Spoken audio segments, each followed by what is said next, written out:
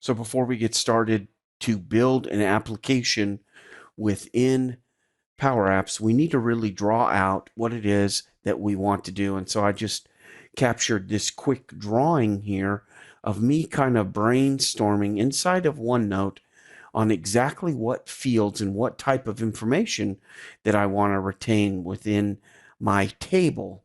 And it's important because we need to understand, we need to understand what the table content is going to be, because we're going to need to build a spreadsheet in order to collect that.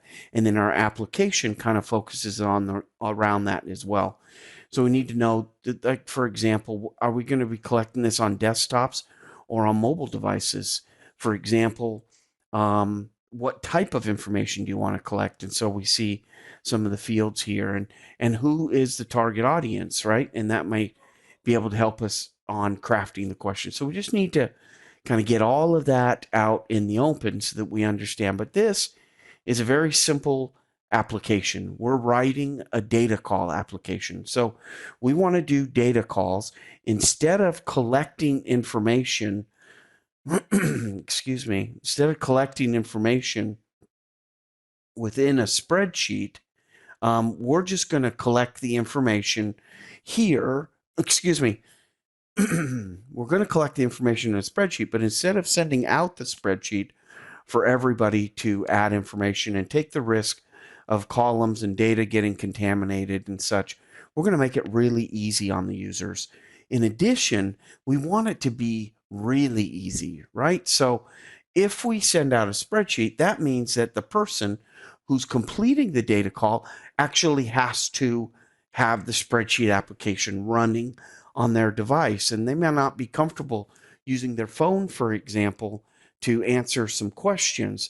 Now, if I can deliver them an application, and it looks like an application, and they just go to their phone and open it up and fill in the information, now I may be able to get more people to submit their data calls. So this is the objective. So we start here by putting in the name of the fields. Now, there's something for you to take note of here. We have these fields, and we added department because as we're developing our table, we think, oh, okay, we need to add that.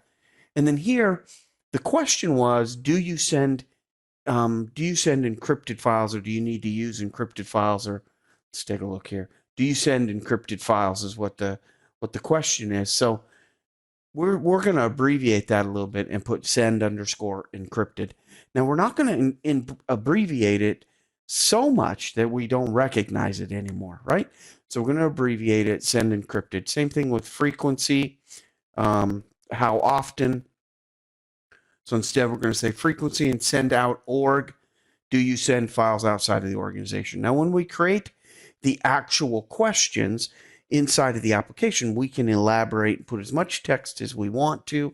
We can even put images in to help them, or even small videos to help, or maybe even a audio file to help explain what the question means.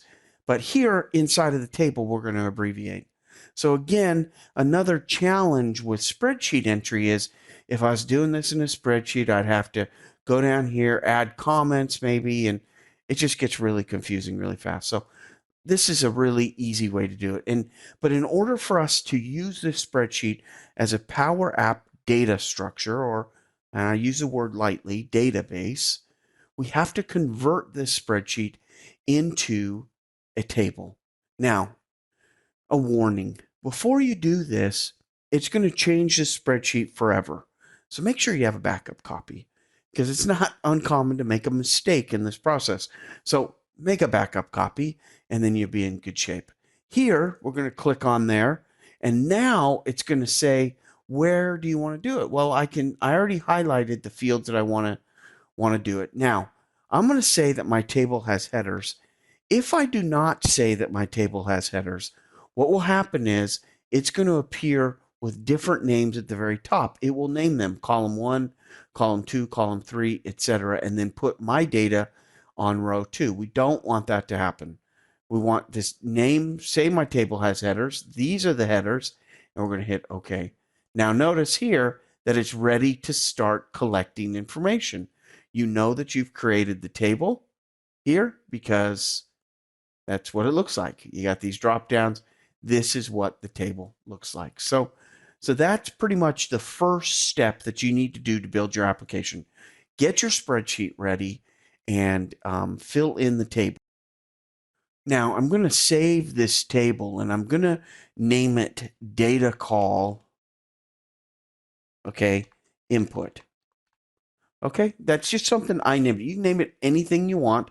I can create, of course, a new folder if I want, but notice here it's in OneDrive, right? Documents, data call. I'm just going to hit save. And then it's going to save that document onto OneDrive. And it's really important that it's out there because we're going to access that from Power Apps.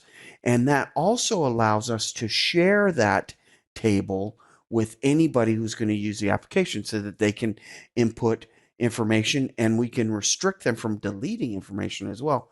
So we'll talk about how that works as well. So that is the first step, create the data structure.